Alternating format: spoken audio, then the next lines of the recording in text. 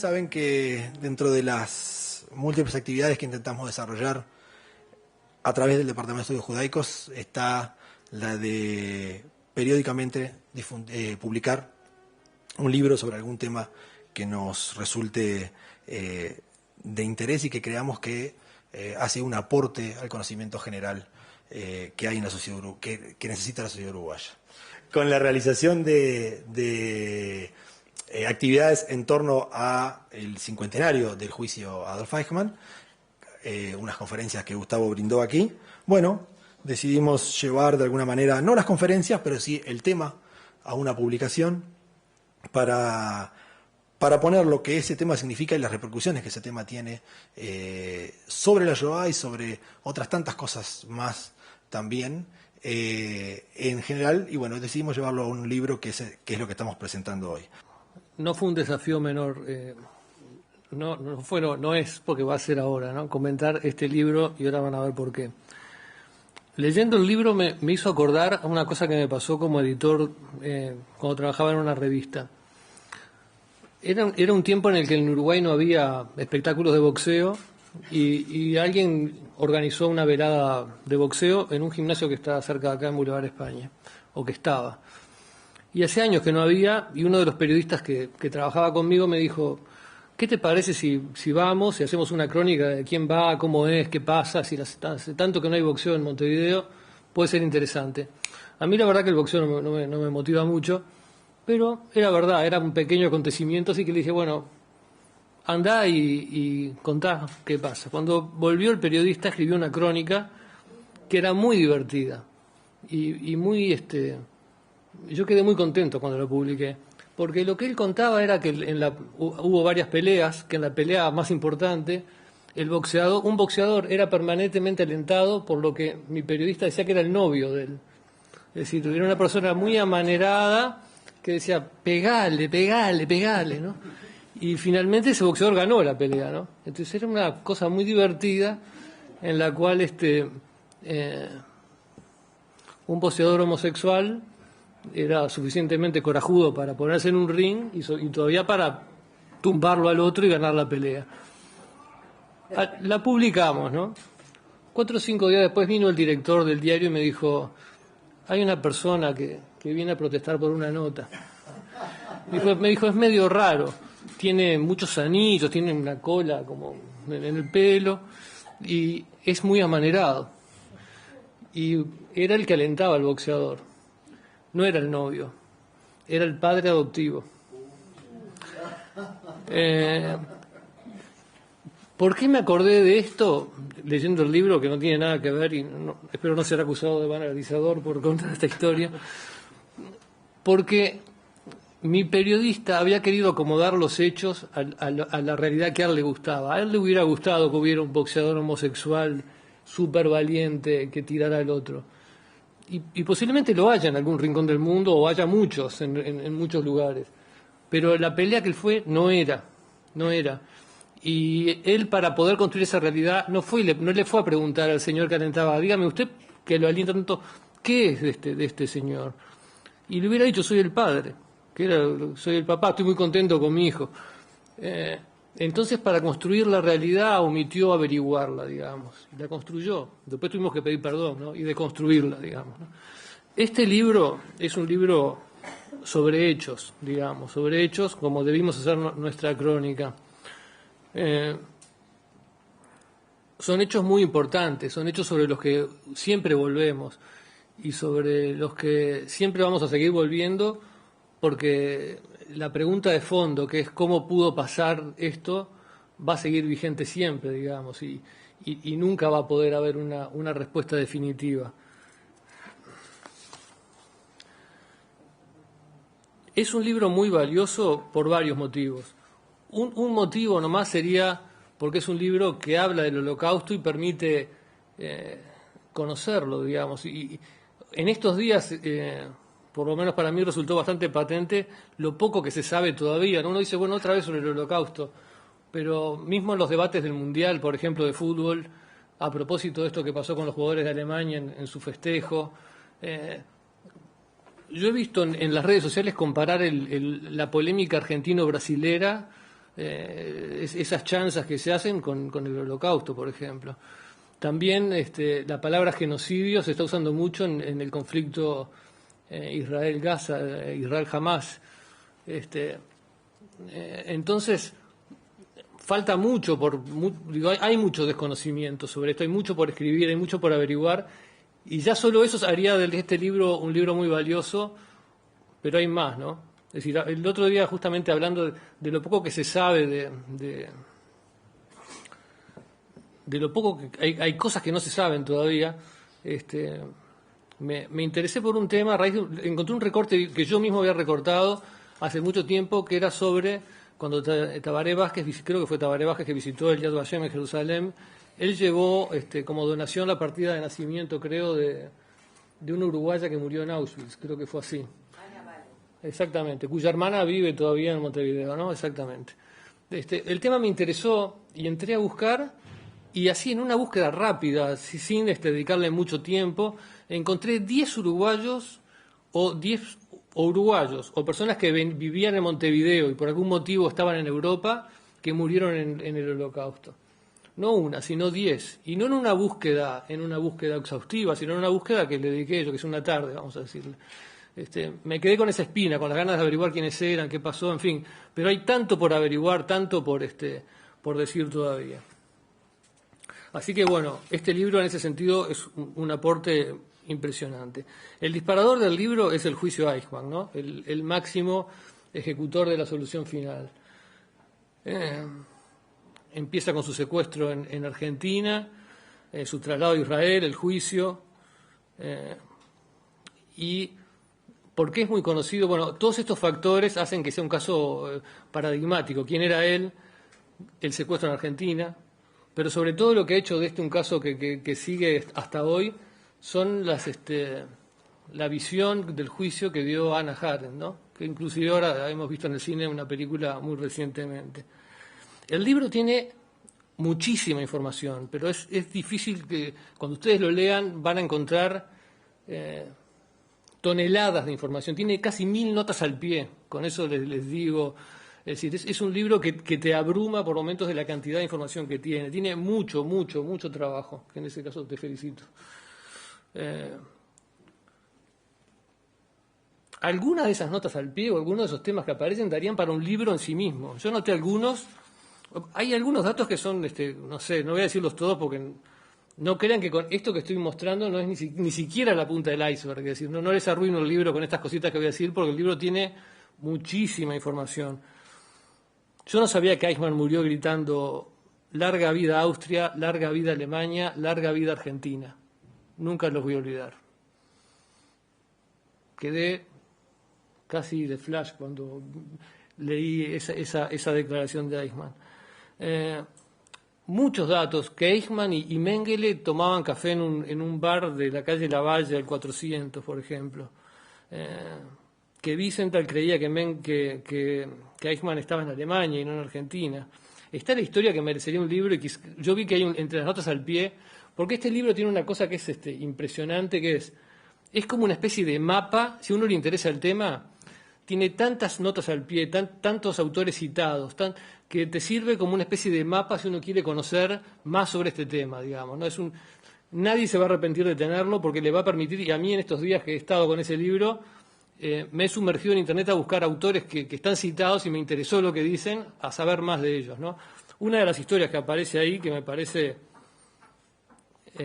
que merece un libro, pero creo que quizás lo haya, porque hay un libro citado que se llama Los días de Eichmann en Argentina, o algo así, digamos. Quizás ya esté contado ahí, me interesaría mucho leer ese libro, pero está la historia de un señor, Hermann Lothar, que fue el que terminó denunciando a Eichmann, digamos. Es una historia increíble, porque Lothar había estado en un campo, era un alemán nacionalizado argentino con media sentencia judía, que por un azar de la vida su hija se ennovió con un hijo de Eichmann, digamos, y ahí se cruzaron sus vidas, creyó reconocerlo, hasta que finalmente tuvo la certeza y fue el que lo denunció, ¿no? La vida le dio la oportunidad de la gran venganza, ¿no?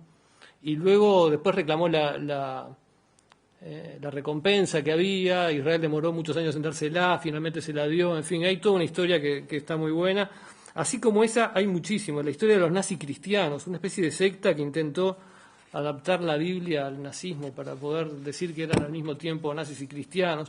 Un grupo de judíos vengadores que después de la Segunda Guerra emprendieron acciones directas y en 1946 lograron envenenar con arsénico una cantidad de SS que estaban en una especie de cárcel o de historias que yo desconocía, pero cantidad que me fueron sorprendiendo página a página en el libro y sobre las cuales quiero saber más. Es decir, el libro me ha sido un disparador de una cantidad de historias sobre las que quiero saber más.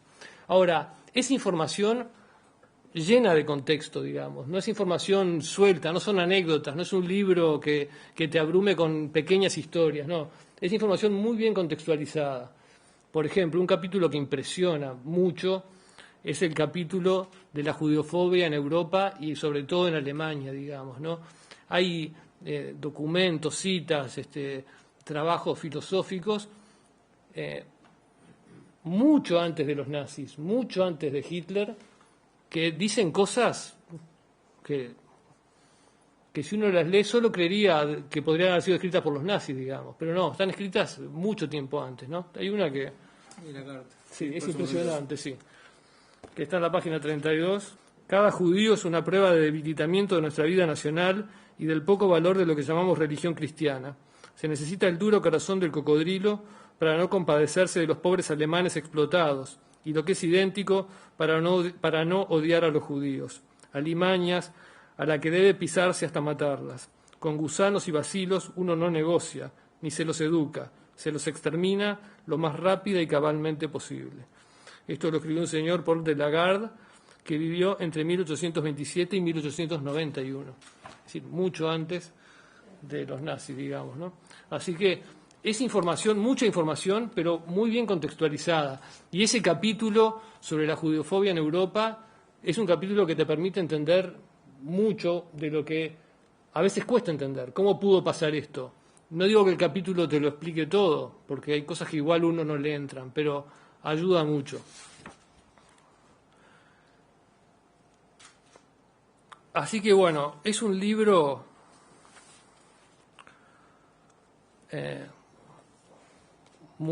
que informa mucho y que informa bien, porque contextualiza y porque te da la información de una manera inteligente y bueno, precisa, documentada, muy documentada. Ya le decía que hay más de 1000 minutos al pie. Pero es también un libro muy valiente. Peretnik discute con todo el mundo, digamos. No queda nadie con el cual no discuta. Discute, por supuesto, discute con los negacionistas, digamos, que son los genianes, con los nazis, digamos, ¿no? Pero discute con el Vaticano, discute con Wiesenthal, discute con Gandhi, discute, no queda nadie, digamos, no, contra todos discuten, con Hannah Arendt, por supuesto, ¿no? Pero, digamos, yo justamente para ayer vi la película, porque bueno, por lo menos, es decir, el libro tiene una carga de información tan abrumadora que por momentos sentía que no iba a poder hablar de él porque me falta mucho, estoy tan abajo del nivel informativo que tiene el libro que me iba a costar. Así que empecé a leer a Hannah Arendt y también vi la película. Y en la película, quienes critican a Hannah Arendt, la critican, digamos, lo que le echan en cara, por lo menos en la película, es su falta de sensibilidad. Es una mujer dura como una roca, es una mujer insensible, es fría. La actriz la encarna de esa manera también. Y también su falta de amor al pueblo judío, ¿no? Su más cercano amigo, amigo del alma que vive en Israel, en el último encuentro que tienen en la película, no le perdona eso, ¿no? Ya no querés a tu pueblo. Peretnik no le reprocha eso a Hannah Arendt, digamos. Es el boxeador, es decir, va a los hechos. Lo que le reprocha es no haber tomado en cuenta algunos hechos. Es decir, ella podría perfectamente ser fría y no tenía ninguna obligación de sentir simpatía por su pueblo. Ella dice, no tengo simpatía por ningún pueblo, solo simpatía por mis amigos. Bueno, no entra en ese terreno, entra en el terreno de los hechos. Es decir, esa es la manera en la que el libro discute con todos, discute con, como ya les dije, el Vaticano, los nazis, en distintos grados, por supuesto, ¿no? Yo estoy diciendo no trata a todos por igual. Discute desde los hechos, con mucha documentación abrumadora y con mucho rigor. Así que en ese sentido es doblemente valioso. Discute con Hannah Arendt, con los funcionalistas, que son los que creyeron ver en el nazismo y en el Holocausto una especie de consecuencia burocrática de algunas medidas tomadas, digamos, es decir, que el Holocausto fue la culminación de una serie de eventos burocráticos decididos, pero que no estaba planificado de antemano. Discute con los que lo minimizan, discute con los que lo relativizan, pero con todos discute, aparte documentadamente, con mucha altura, ni siquiera con los negacionistas, que yo no tenía ningún problema en calificarlos de nazis, Peretnik los descalifica, sino que dice lo que ellos dicen y luego aporta la documentación contraria que los refuta, digamos, ¿no? Y ese es el método que sigue a lo largo de todo el libro y lo que le hace un libro especialmente valioso. Así que, bueno, un libro que está lleno de información, un libro que esa información está muy bien contextualizada, un libro que esa información está contextualizada y documentada con más de 1000 citas y no sé cuántos autores, y un libro que es valiente porque no está destinado a pasar desapercibido, sino que entra en polémicas que son que algunas merecerán respuestas y merecerán otros planteos, digamos, pero que no está como para decir, ay, bueno, voy a pasar por la ola sin que nadie me note. Creo que es un libro muy valioso y que lo recomiendo para todos y te felicito. Muchas gracias. Sumamente agradecido, Leonardo, por tus palabras, por la atención que pusiste en la lectura, menos en los elogios, coincido en lo que vas descubriendo en el libro. Nuevamente mi agradecimiento, como siempre, a la Universidad Ort. No soy yo el que responde a los desafíos, es la Universidad Ort la que los crea, y en ese sentido Charlotte no solamente es el alma mater de la universidad, pero en mi caso mentora particular de cada una de las iniciativas bibliográficas que fuimos tomando a lo largo de estos años, y sé que en particular la ha motivado por el tema que le toca tan de cerca, y también en ese sentido me complazco de que la obra haya resultado de su satisfacción. Y gracias a ustedes por estar presentes en el día de hoy. Vinieron muchos amigos que en general no vienen a mis conferencias, y tómenlo esto como un reproche amistoso, pero sí en una presentación del libro tengo la suerte de reencontrarme. Y paso a contarles un poco el objetivo general de la obra. Ustedes saben que las palabras en general son una especie de metáforas acumuladas, es decir, las palabras van variando de su significado. Como comunicador social, esto lo conoces muy bien, y no es lo mismo ponerle como título a un libro algo misterioso que despierte una cierta curiosidad, como Crónicas de Sangre, Sudor y Lágrimas, o ponerle un título que sea un golpe en la cara que casi enoje al que lo mire, como es Milicos y Tupas. Y entonces uno ya sabe, ¿no es cierto? Una y otra lo sopesa claramente el autor antes de decidir si quiere golpearlo al lector o si quiere provocar su interés mucho más moderado. Y las palabras, entonces, van variando su significado lenta y paulatinamente, porque van cargando metáforas de acuerdo a cómo la gente las va empujando a lo largo de generación y generación. Y entonces una palabra que hoy significa esto o algo, de aquí a una generación, va a tener levemente variado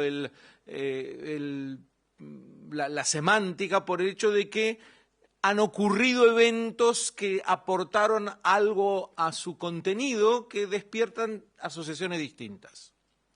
Digo esto porque casi no debe haber palabra como judío con una carga tan poderosa de metáforas y de imágenes y asociaciones que se fueron acumulando a lo largo de los siglos, y que puede ser pronunciada con tonos que despierten sensaciones casi opuestas, diversas, en el que está escuchándola. Y en general los temas referidos al pueblo judío están cargados de estas metáforas acumuladas que hace falta desmenuzar para entender mejor el término. Y Shoah requiere de alguien que venga en algún momento, y no lo digo jactanciosamente, de vez en cuando que nos tomemos el trabajo de decir, pero espera un minuto, ¿de qué hablamos cuando hablamos de la Shoah? Es decir, los empellones para banalizarla, distorsionarla, decir que fue otra cosa, equipararla con lo inequiparable, son tantos que es necesario que de vez en cuando se pongan los límites sobre de qué fenómeno estamos hablando y cuál es la... Error es un término muy pobre para lo que quiero decir. ¿Cuál es la vileza que se comete en el momento de desnaturalizar el término? Y es uno de los objetivos que trae el libro. Mostrar de qué estamos hablando. No es que 6 millones de judíos fueron asesinados en la Segunda Guerra Mundial. Porque decir eso no solamente es quedarse corto, sino es que lo que permite inmediatamente comparaciones que son impertinentes. Es decir, bueno, 6 millones de judíos fueron asesinados, pero más de 1 millón de armenios fueron asesinados en otro momento. Es decir, si se trata de millones, vamos a encontrar matanzas, genocidios de mucha de dimensiones horrorosas, pero que aun si cuantitativamente, en el caso del genocidio del pueblo judío, fuera mucho más poderoso el resultado, cualitativamente podría no haber diferencia entre lo que es un genocidio y el otro. Yo intenté en el libro mostrar cuán falso es esto. No se trata de 6 millones de judíos asesinados, nada más. Se trata fundamentalmente del modo en que fueron asesinados, de la destrucción psicológica de las personas, del desborde de sadismo una y otra vez, de la lectura que hiciste del precedente de Lagarde, era arrojarle a la gente en la cara, intentar humillarlo hasta el final para que él solo entienda que su vida no tiene derecho de ser vivida. Este es un proceso que duró generaciones hasta que explotó en la Shoah. Y entender esto es lo que nos permite, primeramente, saber que este nadir, el punto más bajo al que llevó la civilización occidental, que es la Shoah, que es Auschwitz, tiene que ver con lo que le hizo el hombre al hombre, lo que llegaron a hacer antes de la matanza, mucho antes del genocidio, separado del genocidio. Cuando le agregamos los términos cuantitativos de cuánta gente murió, etcétera, por supuesto que el Holocausto nuevamente nos sacude. Pero hay algo mucho más central en él que lo diferencia cualitativamente, y uno de los intentos del libro es mostrar esto para que no caigamos en estas banalizaciones tan frecuentes hoy en día. Uno de los asesinados estudió el tema de la conciencia colectiva, es un psicólogo poco conocido, lo menciono ahí en una de las notas que tanto te impresionaron por su cantidad, y muestra que lo que nosotros sentimos de nuestra historia es una especie de conciencia colectiva que se va generando a partir de eventos que cada generación produce y que nos reescribe nuestra historia colectiva de común acuerdo según lo que nos va ocurriendo. En ese sentido, el juicio a Eichmann es un moldeador de la conciencia colectiva del pueblo judío, porque a partir del juicio a Eichmann hay una toma de conciencia de la dimensión de la Shoah. Y yo les soy sincero que ahí hubo una especie de, no lo quiero llamar discusión porque van a creer que nos peleamos, pero un debate permanente con Charlotte acerca de cuánto poner el énfasis en el juicio a Eichmann. Y yo tenía una postura distinta y, para variar, tenías razón. Me parece que ella siempre volvía y decía, no, pero no puede ser una cosa general acerca de la Shoah. Tenés que centrarte mucho más en el juicio a Eichmann y lo que deriva del juicio a Eichmann, porque de eso tiene que ser el libro. Me tardé en darme cuenta de lo importante que era el juicio a Eichmann como moldeador de la conciencia colectiva acerca de la Shoah, porque uno revisa cómo se trataba la Shoah antes y después del juicio a Eichmann. Este es un punto de inflexión, no solamente para el pueblo judío, sino para la humanidad. La gente se enteró realmente de la Shoah, por supuesto que sabían, podían haberlo leído en los diarios, pero se enteró de lo que esto significó cuando este juicio permitió que centenares de testigos pudieran expresar y en una genialidad del fiscal de focalizar al juicio en el sufrimiento de las víctimas, permitió que escucháramos de ellas el digno relato de lo inenarrable.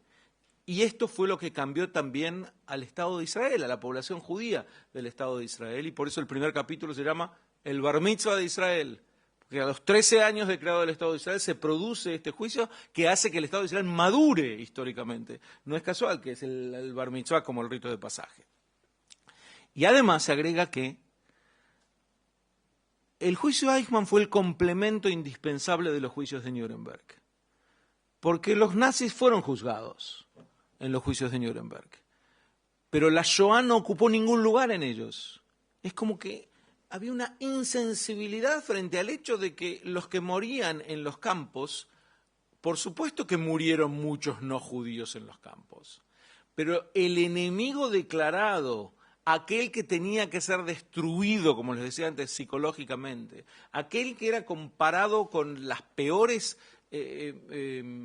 con los peores bestias y animales, era el judío, la encarnación de lo malo. Como escribe Borges en una de las páginas, nos querían hacer creer que todos los judíos tienen la culpa de todo.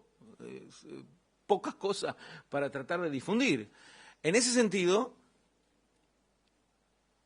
el juicio viene a mostrarle a la humanidad en su conjunto esta presencia de la Shoah como un evento tan fundamental, y empieza a estudiarse la Shoah mucho más a partir del juicio, a investigarse. Hay varios capítulos dedicados a escuelas psicológicas que surgen a partir del juicio, y no puedo extender tanto en cada una de ellas, ya sería demasiado. Lo que sí quisiera agregar es que de los muchos con los que me peleo, o con los que discuto, destaca sin ninguna duda Hannah Arendt. Y voy a tratar de resumir por qué. Hannah Arendt ha prestado un servicio claro al pueblo judío porque, sin quererlo, un inintencionado servicio, porque pocos sabrían con tanta intensidad acerca del juicio de Eichmann si no hubiera sido por el hecho de que su crónica sobre el mismo fuera tan mala. Porque fue una crónica tal que casi impuso que fuera discutida y refutada. Pero aquí viene la gran paradoja. Si no hubiera sido discutida y refutada, si no hubieran generado tantas polémicas su Eichmann en Jerusalén, pocos se habrían enterado del todo. Es decir, esta es la paradoja que se da muchas veces. Es decir, a veces nos preguntamos, ¿es mejor discutir con él o es mejor dejar pasar esto? ¿Es mejor rebatir esta idea o es mejor dejarla pasar? Porque si la rebatimos inmediatamente le damos entidad, tal vez no vale la pena. Hay veces que no hay salida, que la confrontación se impone de por sí. Pero este sería un ejemplo excelente de esa situación. Como el hecho de que Hannah Arendt crea uno de los conceptos más funestos de la modernidad, y ahora lo voy a detallar, y a partir de la creación de este concepto empiezan a surgir los anticuerpos que permiten entender mejor el fenómeno. El concepto, por supuesto, es la banalidad del mal. La mujer creía, dice ella misma, que se iba a encontrar con un monstruo moral, que se iba a encontrar, no sé realmente con qué creía que se iba a encontrar, pero se decepcionó porque se encontró con un burócrata gris que era cualquiera de nosotros puesto en esa situación. Y a partir de esto crea este concepto, que es el subtítulo de su libro, de la banalidad del mal. El mal básicamente no existe, es el resultado de circunstancias. No hace falta ir mucho más lejos. Mario Vargas Llosa hace poco escribe un artículo en la prensa en general sobre esta banalidad del mal y se suma plenamente. Dice, con estas palabras, yo cito su artículo, es otro más de los con quien me peleo, y él dice, podría ser cualquiera de nosotros es Eichmann si está en esa situación. Si es así, yo no sé cómo uno puede vivir tranquilamente mirando en su derredor y sintiendo algún aprecio por la raza humana, porque el mal no es banal. Lo que le ocurrió a Hannah Arendt es que el mal es astuto y ella no se dio cuenta. todas las declaraciones de Eichmann eran tomadas al pie de la letra como si cada cosa que él decía fuera cierto. Yo no sabía, no estaba, etcétera. ¿Vieron? No sabía, no estaba. Entonces, ¿cómo puede ser? Pero es obvio que parte del mal es engañar, que parte del mal es decir, yo no sabía y yo no estaba. Eso no quiere decir que todo el mundo pueda estar en esa situación. Por supuesto que todo el mundo podría estar en la situación del juicio de Eichmann. Cuando uno quiere defenderse puede mentir, y en la mentira para defendernos sí caemos con frecuencia. ¿Pero qué tiene que ver esto con ser el protagonista del asesinato de 6 millones de personas? Cualquiera puede caer en esa situación, en matar a niños y torturar a indefensos y visitar los campos y los hornos crematorios. Cualquier ser humano puede caer en esa situación si le imponen las circunstancias que él deba firmar papeles. Ahora, todo esto no lo descubrí yo en lo más mínimo, ni creo que soy un gran pionero en la materia. Yo lo aprendí de Daniel Jonah Goldhagen, de su libro que it's a must cuando uno quiere aprender sobre el Holocausto. Los verdugos voluntarios de Hitler. Cito al comienzo para que aquellos que se especializan en el Holocausto, que conocen bien el Holocausto, para ser honestos con ellos, les digo desde el comienzo cuáles son los libros básicos que me han guiado, porque he elegido, hay ciertas corrientes de estudio del Holocausto que son más atendibles que otras. Goldhagen muestra a las claras que eran mitos los que sostenían que los alemanes tienen una tradición de no violar las leyes, de ser muy respetuosos de las leyes, y por eso cumplían burocráticamente con las leyes que le daban. Él muestra que era al revés. Cuando al final de la guerra Himmler da la orden, que cumplen con todas las órdenes, quise decir. Himmler da la orden de que hay que detener la matanza de judíos por una cuestión oportunista, y continuó. Y los que sabían que les habían ordenado que tenían que dejar de matar, seguían matando y seguían torturando. Lo muestra a las claras. El libro es contundente, categórico al respecto. No hay manera de salir de esta situación. Y otra de los aportes grandes que hace Goldhagen es, bien lo cita Leonardo, la discusión entre intencionalistas y funcionalistas respecto al Holocausto. Porque los intencionalistas es la escuela que muestra que había una intención desde el comienzo de asesinar a los judíos, y los funcionalistas dicen que no había tal intención, que fue una especie de... fueron cayendo en el pantano a medida que la guerra les fue marcando las circunstancias. Uno podría decir, ambas opiniones son perfectamente legítimas y respetables, pero hay un problema serio con la segunda, y es que lentamente lleva a la banalización. Si son las circunstancias, uno podría dar una vuelta más y decir, en realidad no hay responsables. Lo de Hannah Arendt responde perfectamente a esto. Es decir, no había, toda la gente finalmente era parte de una maquinaria muy grande, y esta maquinaria se perdía. Y Zygmunt Bauman dirá que era la modernidad, o cada uno trae soporte. Mirá, eran pequeños engranajes y uno no sabe finalmente dónde poner el dedo acusador, y realmente el juicio a Eichmann pasa a ser realmente un trámite burocrático más. Pero yo les decía, el juicio de Eichmann viene a complementar a los juicios de Nuremberg, porque en estos se acusa al nazismo por crímenes contra la paz y por lo que el nazismo representó, pero se olvida fríamente de cuál fue la peor de las víctimas del nazismo, aquellas con las que el nazismo se ensañó en particular, y entonces es como las películas sobre Auschwitz desde hace 20 o 30 años, que hablaban de cómo habían asesinado en ese campo de la muerte a polacos y a serbios y a croatas, a yugoslavos y a húngaros y a austríacos y a etcétera, etcétera, etcétera, y la palabra judíos no aparecía en la película ni una sola vez. Nadie se terminaba de aprender lo que había ocurrido, y nadie se enteraba de que el Holocausto había sido una campaña para exterminar al pueblo judío. Era claro que había judíos de todos los países del mundo, pero es muy difícil pensar que quien hacía semejante aproximación al hecho lo hacía con ingenuidad, que soslayaba totalmente hasta el punto del negacionismo la presencia de los judíos, simplemente porque así quería relatar las cosas y no le parecía que había que entrar en detalles, por ponerlo de algún modo. Yo creo que la Shoah tiene que ser mostrada como lo que fue. Por supuesto que el nazismo fue un movimiento antihumano. Por supuesto que es lo peor que le pudo pasar a la civilización, el último fruto podrido, por llamarlo de algún modo, que tuvo el desarrollo del romanticismo alemán, uno podría llegar a decir. Por supuesto que era contra la humanidad, pero tenía un enemigo muy claro, muy declarado por ellos. Ellos se ensañaron con un enemigo, con sus niños, con sus inocentes, no importaba lo que pensaban, lo que dijeran, lo que sintieran, lo que actuaban. Esto no puede ser soslayado, porque entonces no estamos hablando ya de la Shoah, estamos hablando de otros fenómenos. La Shoah fue el plan para exterminar al pueblo judío, un plan que casi logra sus objetivos. Cualquier intento por mostrarlo de otro modo nos lleva lentamente, aun si es bien intencionado ese intento, nos lleva lentamente a la distorsión de la Shoah que tanto trato de denunciar desde el juicio a Eichmann. Hay un tema que también,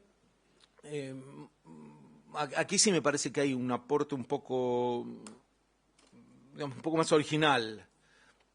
Es en un capítulo, una parte que he titulado Sadismología. Y sin ser psicólogo, es muy difícil no internalizarse un poco en este tema si uno habla de la Shoah. Y lo que me parece que resume toda esa parte, porque muchas veces se omite hablar de estos temas, porque parece que uno entra en lo morboso cuando cuenta que los torturaban y cómo los torturaban y qué había pasado y qué había hecho este y qué había hecho el otro médico, los experimentos médicos con niños. Y si entra, por supuesto que no es la mayor parte del libro, son algunas páginas, pero si no menciona esto, es un problema, porque no lo menciona. Entonces el lector o el que trata de estudiar sobre la Shoah no se da cuenta de la dimensión de lo que esto representó. Entonces hay que mencionarlo en algún momento y creo que yo le di la dosis que me parecía necesaria en el libro y que la resumí, y a esto iba, con el caso muy poco conocido de un tal Peter Kürten, al que llamaron el monstruo de Düsseldorf. Tal vez este fue una de los eventos que te llamó la atención como desconocido, que fue en 1929, que era un individuo nacido de una familia muy violenta, el tercero de 13 hijos, Peter Kürten, totalmente desconocido, que desde niño vio como su padre maltrataba, abusaba, vejaba a su esposa, digamos, a la madre del niño y a sus hermanas, a tal punto lo vio que al poco tiempo él fue parte de abusar y vejar y golpear a sus hermanas. A los 9 años confiesa que cometió su primer asesinato, haciendo ahogar a 2 niños que estaban nadando. Se dan cuenta ya del tipo de personaje del que estoy hablando. Un psiquiatra llamado Carl Berg lo fue a entrevistar, le escribió en base a eso un libro llamado El Sádico, donde cuenta cómo fue este monstruo de Düsseldorf. Hasta aquí los eventos. Lo que a mí me llamó poderosamente la atención fue algo que tomé para el libro de Desde Eichmann. Y es que cuando le preguntaron en el juicio a Kürten ¿por qué mataba?, él contestaba, estamos hablando de decenas de personas, que le producía placer sexual. El violar, castigar, matar, etc. No debe ser el único individuo así, el único sádico, pero lo que viene después es lo fundamental en el caso. Después de ya haber tener sus entrevistas con abogados y con periodistas, cambió la versión y cuando le preguntaron la segunda vez, ya reciclada, ¿por qué mataba?, dijo, porque quería devolverle el golpe a una sociedad opresora. Entonces aquí se ve la lacra más repelente de la sociedad humana que acaba de ideologizar su violencia sádica. Y él ya te dice, yo le estoy devolviendo el golpe a la sociedad opresora. ¿Por qué lo traigo? Porque ideologizar se puede todo, pero uno tiene que saber reconocer en dónde viene la gran mentira, que es la cáscara de lo que está ocurriendo aquí, cuando no hay más que un impulso violento de destruir, de vejar, de matar, etc. El nazismo es eso, es Peter Kürten. El nazismo fue este impulso, es el impulso más desgarrador que podemos reconocer en la historia humana. Ahora, por supuesto que después lo revirtieron de todo tipo de ideologías. Yo me encargo, y no solamente en este libro, de demostrar cómo estas ideologías eran falsas de falsedad absoluta. No había nada de racismo en el nazismo. Hacían pactos con pueblos de cualquier, entre comillas, nivel racial, y combatían contra los de raza más pura, y el oportunismo máximo para decir quién sí es judío y quién no es judío.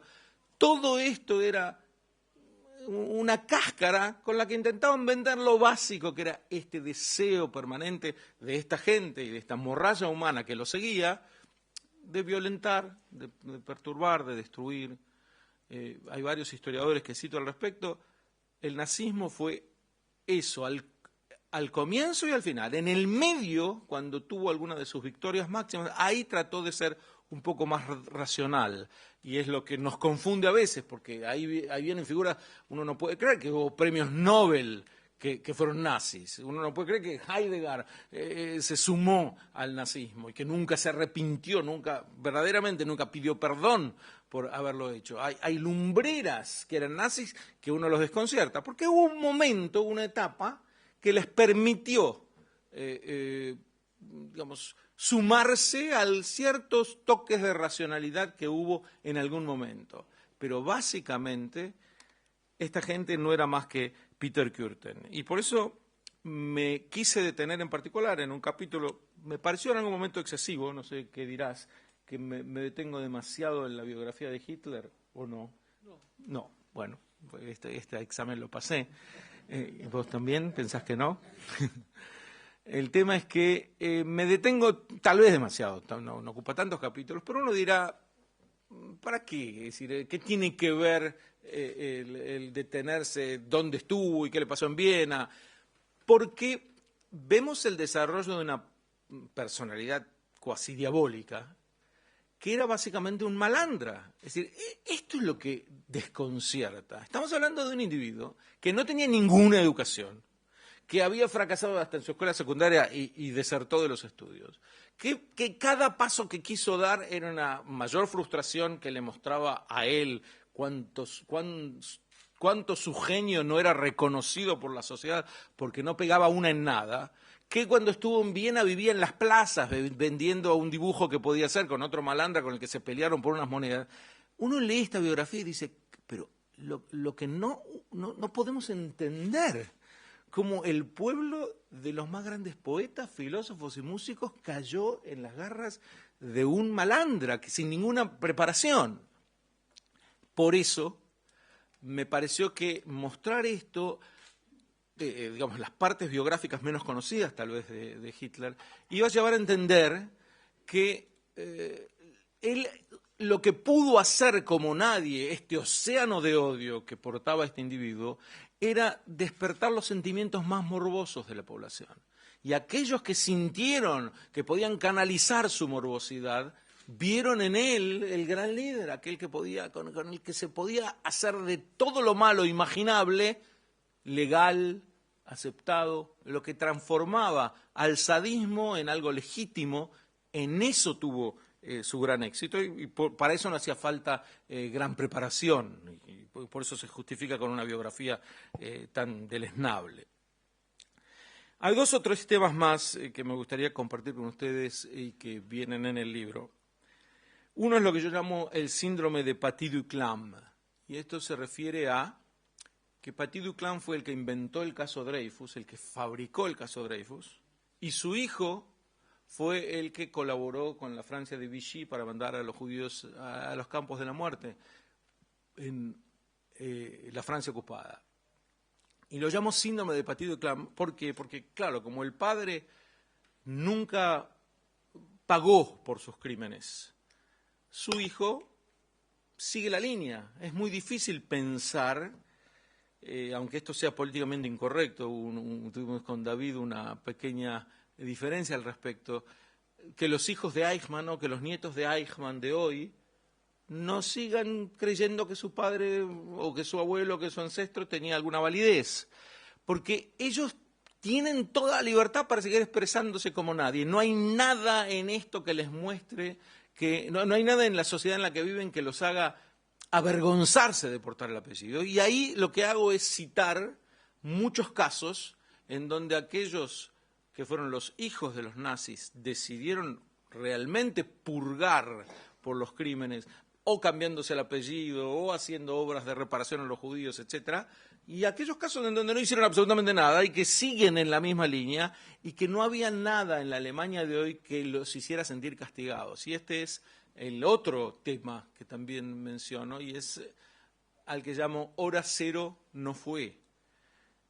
Que hay un secreto a voces, y es que en realidad nadie pagó por el nazismo, nadie pagó por la Shoah. Es decir, ¿cuántos fueron juzgados en los juicios de Nuremberg y Eichmann? Es cierto, son todos casos simbólicos, pero estamos hablando de millones de personas que estuvieron involucradas en esto y que siguieron siendo jueces y que siguieron siendo empleados públicos y funcionarios, y que muchos datos de la Alemania de hoy, aún la Alemania de hoy en la que reconocemos un intento, sin ninguna duda, y un esfuerzo muy grande por desnazificarse, e insisto, para que no se malentiendan mis palabras, lo digo muy claramente, un esfuerzo muy grande por desnazificarse, todavía hay ciertos elementos que permiten bolsones de piedad para aquellos que continúan con la línea nazi, lo que yo no digo que tenga solución, digo sencillamente siguen existiendo, y entonces se hace muy difícil exorcizar el nazismo de todo en sociedades donde hay partes que siguen permitiéndolo. La parte final del libro me pareció, y aquí también seguramente hay muchos investigadores de la Shoah que podrán decir esto es un exceso, que no se podía escribir un libro que trata de ser abarcador acerca de la Shoah sin un capítulo dedicado a la teología de la Shoah, porque en la filosofía judía ocupó un lugar muy importante. Ya no, pero ocupó un lugar muy importante. ¿Cómo entender los conceptos básicos de la creencia en un Dios protector y benévolo frente a lo que le ocurrió al pueblo judío en la Segunda Guerra Mundial, que es el que dice portar la Torá de este Dios benévolo? Entonces se generó una literatura vastísima que se llamó Teología de la Shoah, que yo intenté resumir en un capítulo, porque me pareció que no cabía dejarlo de lado enteramente, pero entiendo perfectamente que a algunas personas pueda parecerle fuera de lugar y no pierden nada, en todo caso, salteando el capítulo, porque no continúa con otros. Y el final es un capítulo que a mi juicio sí es indispensable, y es una especie de manual para el educador. ¿Qué enseñar? ¿Cómo enseñar? ¿Qué preguntas plantear? ¿Qué preguntas no plantear? Porque desde que las Naciones Unidas decidieron por unanimidad que el Holocausto tiene que ser enseñado, que hay un 27 de enero que debe ser recordado como la fecha relativa al Holocausto, y están hablando del exterminio del pueblo judío, no de grandes generalizaciones de la malignidad del nazismo, estamos hablando del exterminio del pueblo judío, debería ser enseñado en escuelas por doquier. Es muy importante desarrollar esta área de educación sobre el Holocausto, cómo hacerlo. Yo tengo alguna experiencia en el tema, en escuelas judías y no judías, y en base de ella, y en base de las lecturas que la acompañaron, fue que escribí un capítulo dedicado a cómo orientarse, cómo un educador puede orientarse para que el Holocausto sea presentado como lo que debe ser, y todos los debates en torno del mismo contextualizados. Leonardo lo dijo muy ocurrentemente, me peleo con todos. En rigor, en muchas partes traigo peleas de otros y simplemente las dejo ahí, mostrando por dónde pasa el debate. Y esto también es importante. Hay muchos temas referidos a la Shoah que siguen siendo motivo de debates entre historiadores. Por ejemplo, ¿por qué Alemania? Es decir, ¿cómo llegó Alemania a este nadir? Hubo un Sonderberg, un camino especial. Hay algunos historiadores que sostenían la historia alemana fue una historia distinta del resto de los países europeos por cómo saltearon las posibilidades de la democracia. Lo explico más o menos resumiendo lo que es este debate. Y otros que dicen no, es decir, el nazismo fue una especie de desvío en la historia natural de los alemanes, fue una un deterioro pasajero, o alguien lo llama un obstáculo en el desarrollo de Alemania, pero no era la consecuencia natural de la historia previa de Alemania. Leonardo trae citas, digamos, él dice que lo impresionó la judiofobia alemana previa a la Segunda Guerra Mundial, pero eso claramente muestra cómo el Holocausto no empezó de la nada, es decir, hubo generaciones que habían puesto, entre comillas, al problema judío en el centro de sus preocupaciones, que se escribían libros y libros y libros hablando de cuál es el problema judío y cómo solucionarlo, en algunos casos espeluznantes, planteando directamente el exterminio físico, y uno se preguntaba, digamos, mirándolo en retrospectiva, dice, parece ser un capítulo adicional del libro anterior de Kafkania. Es decir, ¿de qué problema nos estaban hablando? No se sabe. El 1% es brutal ese dato. Eran solamente el 1% de los judíos en Alemania, pero además el problema que planteaban era un problema enteramente de la cabeza de ellos, es decir, era una cuestión, y algunos decían, es un problema cósmico, no podremos, ¿qué le va a pasar a Alemania si no resolvemos este problema? Esta obsesión no casualmente precede a la Shoah, y es algo que hay que entender también, el rol de Alemania en esto. Alemania no va a ser un pueblo más para el pueblo judío, no es un país más para el pueblo judío, por lo menos por algunas generaciones más, y el libro también parte desde esta base. La relación del pueblo judío con Alemania es tan especial, no tan, pero casi tan especial, como podría ser la relación del pueblo judío para con Israel. No es un país más. En la conciencia colectiva del pueblo judío hay una relación especial. Y en ese sentido cito varias fuentes con respecto a lo Alemania. Hay un momento que es la reflexión final que hago, y uno se queda atónito frente a esto, porque por un lado no cabe ninguna duda de que los alemanes de hoy, la mayoría de ellos ni nacieron durante la Shoah. No hay ninguna duda de que no podemos, yo ya no digo acusar, por supuesto que acusar, nunca se acusa a alguien que no es responsable de algo, pero siquiera hacerles compartir la responsabilidad de algo que es totalmente externo a su propia experiencia. Por un lado está claro que racionalmente es así, pero termino citándolo a Efraim Quillón y digo, bueno, pero la lógica esta se incineró en Auschwitz. Uno puede seguir repitiendo esto muchas veces, pero no hay ninguna duda de que lo alemán sigue despertando algo. Me parece que la dimensión de la Shoah, yo no diría que justifica, pero explica sentimientos antialemanes. Y trato de mostrar algunos ejemplos, incluso de alemanes. Es decir, hay un grupo, no sé si lo conocías, el grupo antialemán, que surgió en el momento de la reunificación de Alemania, y que tenía como lema Nie wieder Deutschland, Alemania nunca más. Es decir, no solamente que estaban en contra de la reunificación, decían, el Estado alemán a lo que llegó es tan funesto para la humanidad, que ¿qué significa esto de tratar de reunificar a Alemania como si fuera un gran renacimiento? Es decir, estos sentimientos anti-alemanes, porque son eso, yo creo que son bastante naturales después de la dimensión de lo que hubo en la Shoah, y trato de ponerlos, a mi juicio, en una proporción aceptable, por lo menos en su explicación. En fin, el tema en sí de la Shoah me parece que, como bien dijo Leonardo, no se agota, y las explicaciones de cómo pudo llegar la humanidad a ese grado de sadismo no terminan ni son abarcadoras. Me parece que el juicio Eichmann es un punto de inflexión en el entendimiento de lo que la Shoah fue, y el problema de la banalización es un problema que continúa hoy no solamente con respecto a la Shoah, sino con respecto al mal en su conjunto. Porque uno de los casos que traigo, que también era bastante desconocido, es me topé en una de mis lecturas con una aldea, los Morioris, que vivían en un pueblo, una tribu que vivía en Nueva Zelanda. ¿Cómo? Muy bueno ese también. Y estos Morioris tenían una doctrina del pacifismo a ultranza, tan a ultranza que es no responder ante el mal. Si me atacan, no respondo, pero realmente puesto en práctica, hasta que fueron atacados por otra tribu. Y esta nueva tribu se dio cuenta de cómo eran ellos. Entonces primero los esclavizaron, después los golpeaban, después los mataban, y el relato sigue, es histórico. Ellos respondían, los líderes de los Morioris decían, nosotros no creamos nuestra doctrina para cuando viviéramos bien, creamos nuestra doctrina para siempre. Entonces ahora que nos están maltratando vamos a decir, hay que cambiarlo. No, esto no hay que cambiar. No tengo que decirles, el final de la película es que los Morioris desaparecieron de la faz de la Tierra.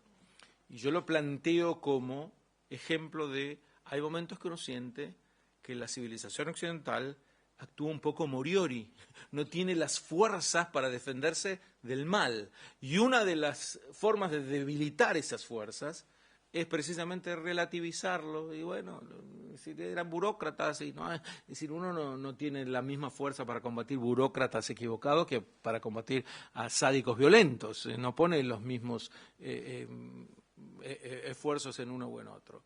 Y me parece que eso sí es un tema para el educador, y por eso está en la parte final, en estas reflexiones para el educador, que pueden compartirse con los educandos de edad apropiada, que es cuáles son las fuerzas que tienen las sociedades democráticas para defenderse de fenómenos infernales como fue el nazismo. Gustavo, te felicito por el libro. Yo no tuve ocasión de leerlo porque no tuve el beneficio de Leonardo de recibirlo en Avant Premier, pero hay un aspecto que en un rápido recorrido no lo encontré y hoy no lo mencionaste, y dado tu carácter de argentino o ex argentino, a mí me hubiera gustado, porque es un aporte diferencial que puedes hacer al tema de Eichmann. A mí siempre me llamó la atención por qué Argentina era un lugar donde señores como ese se sentían tan cómodos. ¿Por qué iban ahí? ¿Por qué fueron recibidos tan bien? ¿Por qué sigue apareciendo tipos en Bariloche 60 años después? Es decir, uno entiende que Perón era fascista, pero no pasó lo mismo en España. No se llenó de nazis en España con una infraestructura, un ecosistema nazista funcionando. No pasó con Somoza. No pasó en Chile, donde hay una cultura alemana importante. No pasó en el sur de Brasil, donde hay una cultura alemana importante. Ni siquiera Stroessner. Entonces, ¿por qué Argentina? ¿Por qué Argentina fue un magneto? ¿Por qué se sintieron tan cómodos? ¿Por qué sigue funcionalmente allí? ¿Por qué Argentina? Primero, un honor que el rector de la universidad esté presente en la presentación del libro, un honor que haga una pregunta y un honor desilusionarte. Sí está. Hay un capítulo dedicado a la judeofobia en la Argentina, y no lo mencioné porque no es central, pero para darle el contexto en el momento del secuestro, sí cuento. La judeofobia en la Argentina fue particular, y eso de llamarme ex argentino, te digo, once an Argentinian, you're always Argentine. La judeofobia en la Argentina es atípica. ¿Por qué? Porque la judeofobia es un fenómeno europeo. Y esto yo siempre insisto en el punto. Es un fenómeno europeo. Europa generó la judeofobia y la exportó. Algunos lugares con más éxito, otros lugares con menos éxito. Sigue siendo hoy incluso. Argentina lo hizo con bastante éxito. Digamos, de los países de las Américas fue en donde más prendió. Porque, no me quiero detener demasiado, pero la judeofobia no es un fenómeno de discriminación. Cuando nosotros decimos judeofobia, no nos referimos a que haya una persona que piensa que los judíos tienen narices grandes, o ni siquiera que piensa que son todos avaros.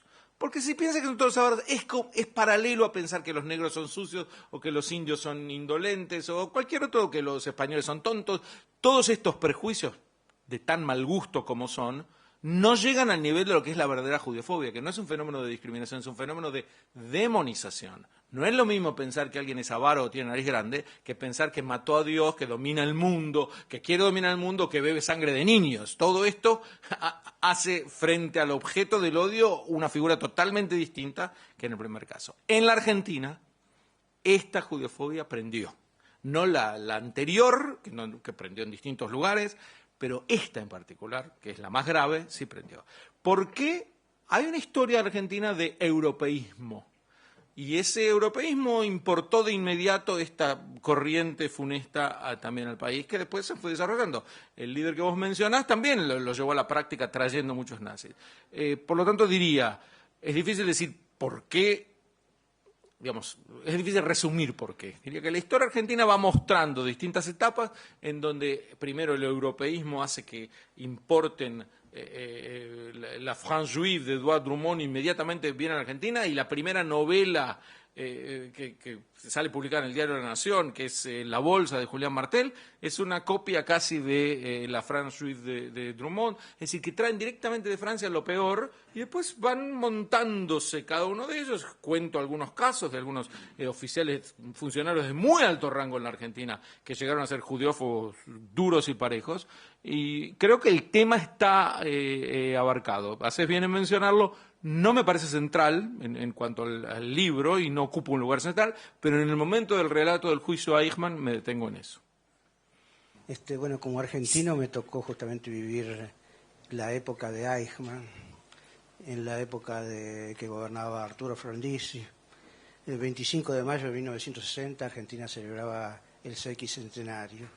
Creo que fue en esos días en que secuestraron a Eichmann, que Argentina al poco tiempo reclamó por Richard Clement, no sé si te acordás, bueno, debes de acordarte porque lo sabes, a lo que Israel negó rotundamente. Y bueno, a raíz de eso se creó un ambiente netamente antisemita, incluso poco tiempo después secuestraron a Graciela Sirota y Norma Mirta Pengerek. Graciela Sirota le tatuaron una esvástica en el seno y a Norma Mirta Pengerek la asesinaron. En esencia es más o menos eso, incluso como activaba en un centro juvenil, no se hicieron hacer cursos de ayuda y defensa personal para proteger las escuelas. Yo quería preguntarle algo. Yo siempre tenía la idea de que en los países donde hay más judíos hay más antisemitismo. Sin embargo, una vuelta en un viaje en Noruega, no sé qué, me decían los judíos que hay muy pocos judíos y sin embargo existe un gran antisemitismo. No sé, me quedó la idea que no es el hecho de que haya muchos judíos, bueno, por eso siempre tuve la idea de que donde hay muchos judíos hay más antisemitismo. Pero parece... Es una idea bastante antisemita, diría. Bueno, no, la verdad me alegra de que la haya descalificado. No tiene nada que ver la cantidad de judíos que sin ni un solo judío, justamente porque como es un fenómeno de demonización y no de discriminación, es el único odio de grupo que no requiere del objeto a ser odiado para manifestarse. Es decir, la mayor parte de los judiófobos ni conocieron judíos en su vida y preferían no conocerlos, y montaban doctrinas cosmológicas sobre el problema judío sin tener contacto directo. En ese sentido no tiene nada que ver la cantidad de judíos con él. Una cosa que me olvidé y la quiero decir porque leyendo el libro es tanto lo más que sabe Peretnik de estos temas que lo que sé yo, que sentía que no iba a poder hablar, pero había una reflexión desde el periodismo que me interesaba y fue la única que me olvidé de decir, así que lo digo ahora. Una cosa que es central en la idea que desarrolla Hannah Arendt de decir que Eichmann es un burócrata, es lo que Eichmann declara en el juicio. Es decir, ella lo oye y, bueno, no digo que no haya escuchado a los testigos, obviamente, pero central para ella es lo que él dice, ¿no? Y yo no voy a ponerme a polemizar con Hannah Arendt, que debe haber sido infinitamente más inteligente que yo y que la inmensa mayoría de los periodistas. Pero una cosa que sabemos los periodistas, todos, es que la gente miente. Es que la gente miente. Yo cuando doy clase le digo a los muchachos, cuando vayan a entrevistar a alguien, siempre piensen cuál es el interés de esa persona, cuál es el interés que tiene esa persona en el momento que está hablando con ustedes. ¿Qué quiere? ¿Vender un libro? Va a decir que el libro es bárbaro. ¿Quiere que la gente se anote en la ORT? Va a decir que son los mejores cursos. Es decir, ¿cuál era el interés de Eichmann? Salvarse. Incluso le rogó por su vida al Estado de Israel. La esposa mandó una carta. No fue una actitud de yo hice esto y me la banco y mátenme y que pudo haber sido. Supongo que alguno habrá tenido esa actitud en Nuremberg, no sé, en fin. Un poquito. No, en realidad no. Bueno, en fin. Pero en todo caso no fue la de él. Estaba claramente actitud de salvarse. Y, bueno, para salvarse cumplía órdenes, ¿no? Que es lo que dicen la inmensa mayoría de los criminales del mundo. Me asombra que alguien tan inteligente desconociera algo que todos los que vamos a entrevistar gente sabemos. La gente miente mucho y generalmente por sus intereses. Y entonces la pregunta clave siempre es ¿qué interés tiene? Y vos ahí podrás ver más o menos por dónde viene lo que te está diciendo. Me resulta asombroso nomás, y eso es casi desde el periodismo. Muchísimas gracias por habernos acompañado. Gracias, Leonardo. Gracias.